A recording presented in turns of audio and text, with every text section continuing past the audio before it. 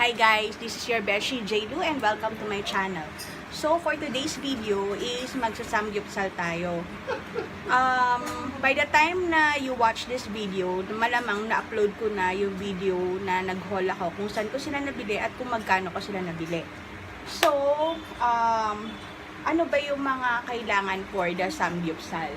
Siyempre, of course, kailangan niya ng induction cooker. Tapos, ng grill pan. Yung grill pan na to, binili ko to sa Lazada. This one, yung regular price niya is $8.99. Nabili ko siya nung March 27, nung nagkaroon ng Lazada birthday sale. So, nabili ko siya at $735, including shipping na yon, mga besh. Yes. Tapos, bumili kami ng mga meat. So, umpisahan natin dito. So, bumili kami ng hotdog sa Landers. So, ito is yung New Yorker na parang cheese dog. So, yan. Tapos, nag-prepare din kami ng konting kalabasa at saka ng bawang. Yan. Tapos, yung mga meat namin is this one is Korean barbecue. Yan. Yung Korean barbecue is, we bought this at Landers. So, this one is $321.84. Ito, this one.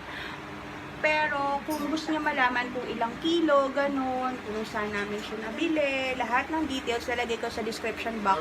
At the same time, maglalagay ako dito sa card nung ililink ko yung Landers haul ko. At saka yung Bubo Mart na haul. Kasi, dun namin binili yung ibang ingredients. So, sa meat, aside dun sa Korean barbecue, bumili rin kami nung Kalbi beef. Ito. Kalbi beef at saka yung pork na Samgyupsal pork. So, binili ko yung Samgyupsal pork sa Bubo Mart. And this one is 225 pesos for half a kilo. Tapos yung Kalbi na beef naman, this one, binili namin yan sa Landers. And that is 196.45. 196 pesos and 45 cents. Tapos, sa mga side dish naman, bumili kami ng kimchi, this one. This is, sinali na namin siya kasi naka-plastic siya. So, this one is 110 pesos for 420 grams. Yan. Tapos, yung pickled radish. So, eto, makikita nyo, hindi talaga ganito to. Parang ginawa lang namin na dice. Pero, mahaba talaga siya. Kasi pang kimbap or bibimbap or pang sushi talaga siya, yung pickled radish. And, yung ganun na mahaba, na isang pack is 135. Tapos, nag-prepare kami nung mga, of course, yung mga dip nila. So, ano ba yung mga dip nila? Ito, yung samgyang, this green one, and this is 75 pesos. And yung gochujang, yon, gochujang, and this one is 90 pesos. So, mga besh, may makikita kayo sa Shopee nito. Kaya lang kasi naisip ko, kung bibili kayo sa Shopee plus shipping, diba? Kung meron mga stores or Korean stores near you, bumili na lang kayo doon kasi mas makakatipid kayo doon. And then, nag-prepare din kami ng toyo kalamansi na merong sile. Yan. Kasi masarap yan din sa Korean barbecue eh. Tsaka, ano pa ba? Nag-prepare din kami ng olive oil with pepper and salt. So, pwede rin naman gamitin nyo is sesame oil na may pepper or salt. So, in our case kasi, ayaw na namin bumili ng sesame oil. Eh, meron kami olive oil. So, yun na lang yung gagamitin namin, diba? So, mga besh, kapag nag-samgyupsal kayo, usually, it will cost $499 or 500 pesos per pack. So, tatlo kami kakain or 5 kami kasi yung parents ko hindi nila masyadong feel yung mga ganito. Pero feeling ko, magugustuhan nila yung Korean barbecue kasi para lang siyang lempo, di ba? So,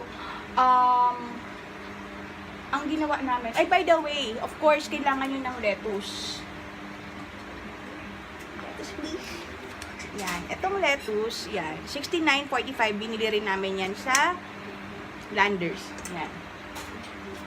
So, nag-compute ako mga besh kasi vegetarian tayo, no? So, yung inabot nung lahat ng ingredients is around 1,441.60. Pero, kung kakain kayo at 5 kayo, syempre, 2,500 yon. Kung, like, for example, Jinju, diba? So, mga 499 ang isa or 500 ang isa. So, kung 5 kayo, 2,500 yon. Pero ito, pangalawang beses na namin to. Kasi nga, diba, ang galing ko, nabura ko yung unang footage. So, ngayon, kailangan kong i-refilm. Buti na lang, may mga natira kami. So, pwede ko silang ulitin. So, yun, diba? So, kung 2 beses kayong kakain, 5,000 na yon. And you only get to spend 1,441. So, yun, mga besh. And, so yun, samahan nyo kami sa pagkain, mga besh. And, I hope na i-recreate nyo to sa bahay ninyo. Kasi, I think, meron ako mga napapanood ngayon na meron mga samgyupsal na dinedeliver sa bahay ninyo. So, I think, halos ganun din yung cost niya eh. At least sa inyo, dito, parang free kayo to do kung ano yung mga gusto niya ingredients na i-add, diba? Kung gusto niyo na mas madaming meat, 'di ba? You can do so. Kasi syempre, yung mga ganun, mas convenient kasi meron silang mga induction cooker na ipaparent sa inyo. Pati yung mga utensils ata kasama 'yon. Pero depende 'yon kung ilan number of packs. So, parang package 'yon. Parang ganun yung mga napapanood ko sa YouTube ngayon na mga samgyupsal at your home. So, ito, pwede nyo i-DIY mga besh. So, umpisa na natin.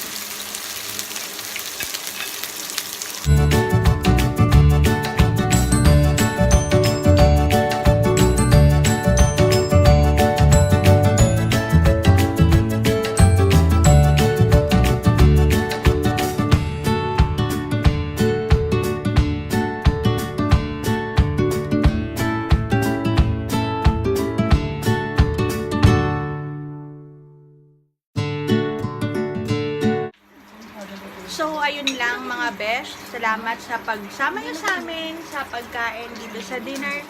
And, wala na. Isang kagat, taob lahat. Wala na. As in, ubos na siya. Ayan. O, diba? Ubos na. And, nagluluto na lang kami para sa parents namin. So, in total, parang kahapon kasi, 3 kami na nag-dinner. And then, ngayon, 5.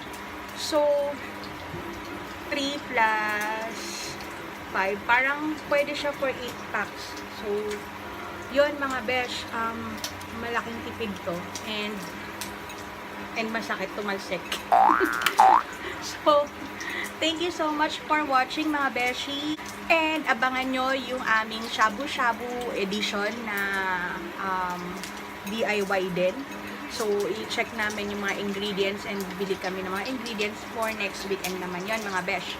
And so, with that, salamat sa inyong pagsama sa amin. Ito ang inyong Beshie, Jlu, na nagsasabing magmatakaw ng naaayon sa bulsa. Thank you for watching. Please don't forget to subscribe and please turn on the notification bell para naman ma-notify kayo every time na meron tayong bagong video. See you in the next video. Bye!